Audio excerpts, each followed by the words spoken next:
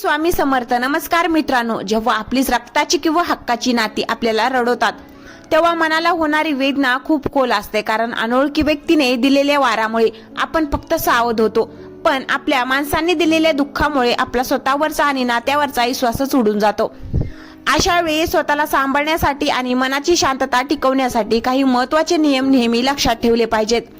सगळ्यात आधी हे स्वीकारायला हवे की प्रत्येक नात्यात आपण जी आतोनात गुंतवणूक करतो ती समोरच्या व्यक्तीकडूनही तशीच परत मिळेल असे नाही. आपण बऱ्याचदा समोरच्या व्यक्तीला आपल्या मनातील आदर्शनाच्या चौकटीत बसवण्याचा प्रयत्न करतो आणि जेव्हा ती व्यक्ती आपल्या कल्पनेसारखी वागत नाही तेव्हा आपल्याला त्रास होतो.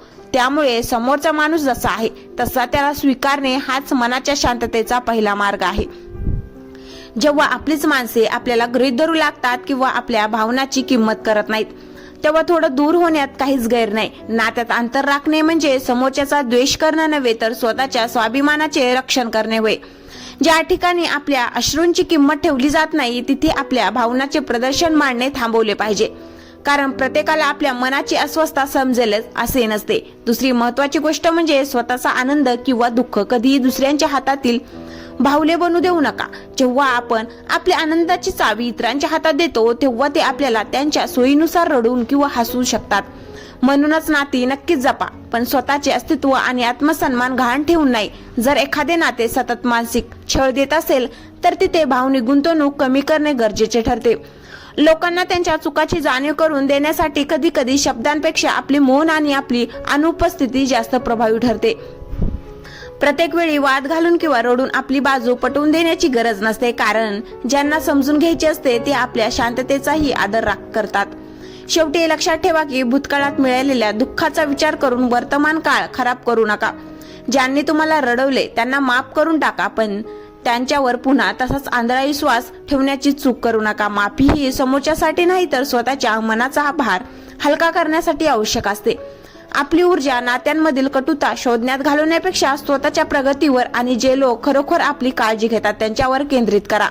जग खूप मोठं आहे आणि आयुष्य एकाच नात्याभोवती संपत नाही. स्वतःवर प्रेम करायला शिका, कारण जेव्हा तुम्ही स्वतःला महत्त्व देता तेव्हा इतरांच्या वागण्याने रडण्याचे प्रमाण आपोआप कमी होते. तुमची शांतता ही तुमची सर्वात मोठी ताकद आहे, ती कोणासाठीही गमावू नका.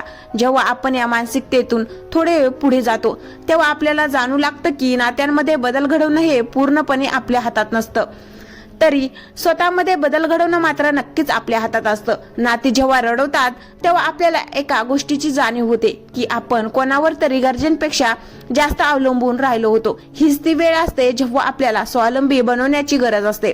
केवळ आर्थिकदृष्ट्या नाही तर प्रामुख्याने भावनिकदृष्ट्या आपल्या हक्काच्या माणसांनी दिलेल्या त्रासानंतर मनात येणारा राग आणि कडू आठवणी या एका विषासारख्या असतात. आपण ते विष स्वतः पिऊन समोरच्याच्या मरणाची अपेक्षा करत असतो, ज्याचा त्रास फक्त आणि फक्त आपल्यालाच होतो. म्हणूनच मनातील तो कडूपणा आणि सुटाची भावना काढून टाकल्याशिवाय आयुष्याचा पुढचा प्रवास शांततेत करता येत नाही. या पुढच्या प्रवासात एक गोष्ट अत्यंत महत्वाची ठरते, ती म्हणजे नाही म्हणायला शिकणे. अनेकदा आपण नाती टिकवण्याच्या घाईत समोरच्याला नाराज न करण्याच्या नादात स्वतःच्या सुखाचा बळी देतो. पण जेव्हा हीच नाती आपल्याला रडवायला लागतात तेव्हा समजून जावे की आता स्वतःच्या सीमा बाउंड्रीज ठरवण्याची वेळ आली आहे. समोरच्याला हे स्पष्टपणे पण शांतपणे कळाले पाहिजे की त्याची कोणती वागणूक आपल्याला चालणार आहे आणि कोणती नाही. जेव्हा तुम्ही स्वतःसाठी उभे राहता तेव्हा सुरुवातीला कदाचित लोकांना तुम्ही बदललात किंवा गर्विष्ठ झालात असा भास होईल, पण हळूहळू त्यांनाही तुमच्या अस्तित्वाची आणि मर्यादेची किंमत कळू लागेल. नात्यात आदर नसेल तर तिथे प्रेमाला काहीच अर्थ उरत नाही. या सगळ्या परिस्थितीचा सकारात्मक पैलू हा आहे की हे दुःख तुम्हाला आतून अधिक मजबूत बनवते. नात्यांनी दिलेला हा धक्का एका प्रकारे डोळे उघडणारा असतो, जो आपल्याला आभासी दुनियेतून बाहेर काढून वास्तवाचा आरसा दाखवतो. यामुळे कोण आपले आहे आणि कोण फक्त आपलं असल्याचं नाटक करतं यातील फरक स्पष्ट होतो. या अनुभवानंतर जेव्हा तुम्ही पुन्हा उभे राहता तेव्हा तुम्ही आधीपेक्षा जास्त समजूतदार आणि कणखर झालेले असता. आता तुम्हाला कोणी सहज दुखवू शकत नाही, कारण तुमच्या आनंदाचे नियंत्रण तुम्ही स्वतः घेतलेले असते.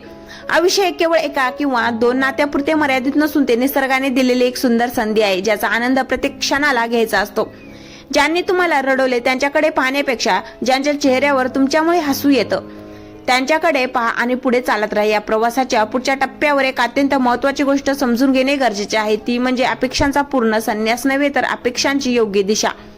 आपण अनेकदा विचार करतो की आता मी कोणाकडूनच काही अपेक्षा ठेवणार नाही, पण माणूस म्हणून जगत असताना हे पूर्णपणे शक्य होत नाही. मग यावर उपाय काय?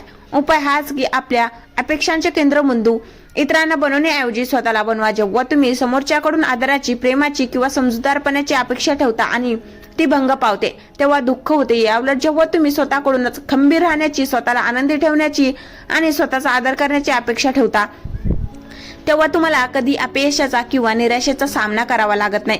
नाती कितीही जवळची असली तरी प्रत्येकाचे एक स्वातंत्र्य आयुष्य, स्वातंत्र्य विचार आणि स्वभाव असतो. त्यामुळे ते प्रत्येक वेळी आपल्या मनासारखेच वागतील हा हट्ट सोडणे म्हणजेच खऱ्या अर्थाने प्रौढ, मॅच्युअर होणे होय. नाती जेव्हा वारंवार रडवतात तेव्हा आपल्याला आणखीन एक मोठी जीवनविद्या शिकायला मिळते. ती म्हणजे वेळेची किंमत आणि तात्पुरती माणसे. आयुष्याच्या या रंगमंचावर प्रत्येक व्यक्ती एका विशिष्ट भूमिकेसाठी येत असते. काही माणसे आपल्याला आयुष्यभर साथ देण्यासाठी येतात, तर काही माणसे केवळ आपल्याला एक धडा शिकवण्यासाठी येतात. ज्या नात्यांनी आपल्याला रडवले कदाचित त्यांचे आपल्या आयुष्यातील काम तेवढेच होते. आपल्याला कठीण प्रसंगात कसे वागायचे हे शिकवणे हा दृष्टिकोन स्वीकारला की समोरच्या बद्दलचा राग मावळतो आणि मनाला एक वेगळी शांतता लाभते. जे गेले किंवा ज्यांनी अंतर राखले त्यांना त्यांच्या मार्गाने जाऊ द्या आणि जे आजही तुमच्या सोबत प्रामाणिक आहेत त्यांच्यासाठी तुमचे मन नेहमी उघडे ठेवा. एका खराब अनुभवामुळे संपूर्ण जगाला एकाच तराजूत तोलणे चुकीचे ठरते. शेवटी या संपूर्ण कटू गोड अनुभवाचा समारोप तुमच्या स्वतःच्या परिवर्तनाचे झाला पाहिजे.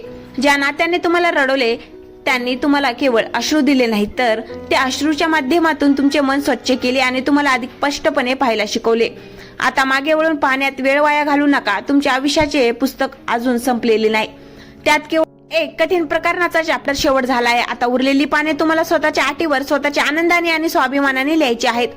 तुमची किंमत कोणाचेही प्रमाणपत्र ठरू शकत नाही. ती केवळ देव आणि तुम्ही स्वतः ठरवू शकता. स्वतःच्या चेहऱ्यावर एक छोटेसे हसू आणा, कारण तुमचे हसणे हाच तुम्हाला रडवणाऱ्यासाठी सर्वात मोठा आणि मूक जबाब आहे. सकारात्मकतेने पुढे पाऊल टाका, कारण अजून बरेच सुंदर दिवस आणि खरी माणसे तुमची वाट पाहत आहेत. आयुष्याच्या या वळणावर जेव्हा आपण मागे वळून पाहतो तेव्हा समजून येतं की नात्यांनी दिलेले हे अश्रू केवळ वेदना नव्हते, तर तो आपल्या आत्मशोधाचा एक मार्ग होता. स्वतःला इतरांच्या नजरेतून पाहणं सोडून स्वतःच्या नजरेतून स्वतःची किंमत ओळखणं हाच या संपूर्ण प्रवासाचा अंतिम हेतू आहे.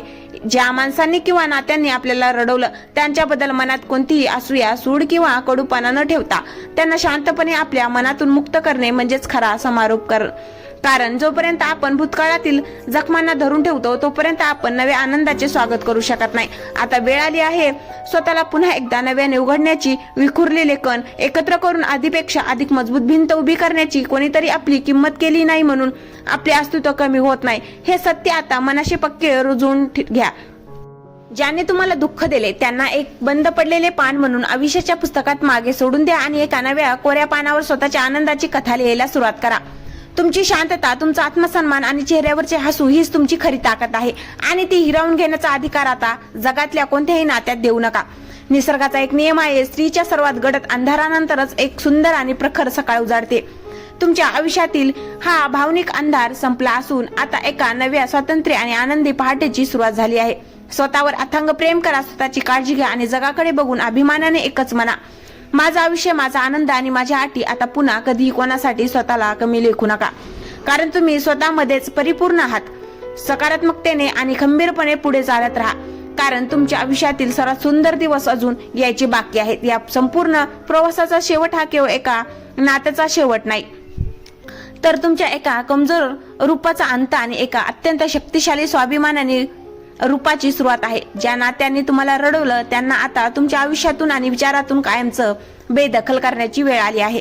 त्यांच्यासाठी तुमचे अश्रू नक्कीच स्वस्त असतील, पण तुमचं आयुष्य एवढं स्वस्त नाही की कोणी यावं आणि तुम्हाला पायाखाली तुडून जावं. आता उठण्याची, स्वतःला सावरण्याची आणि जगाला दाखवून देण्याची वेळ आली आहे की तुम्ही काय आहात. ज्यांनी तुमची किंमत केली नाही त्यांच्या समोर रडून गयावया करून स्वतःचा आदर कमी करू नका, कारण ज्यांना तुमच्या भावनाची कदर नसते त्यांना तुमच्या अश्रूचीही किंमत नसते. तुमचा आजचा हा शांत चेहरा आणि तुमच्या चेहऱ्यावरचं हे करारी हसू हाच त्यांना रडवणाऱ्यासाठी सर्वात मोठा चापट आणि सर्वात मोठा बदला असणार आहे. कोणासमोरही स्वतःला सिद्ध करण्याची आता गरज नाही. तुमचं अस्तित्व, तुमची प्रगती आणि तुमची शांतता हेच त्यांना त्यांच्या चुकीची जाणीव करून देण्यासाठी पुरेसे आहे. आता मनाशी एक पक्का निश्चय करा, खूप झालं दुसऱ्यांच्या इशाऱ्यावर जगणं, खूप झालं कोणाच्या तरी एका शब्दासाठी स्वतःला छळणं.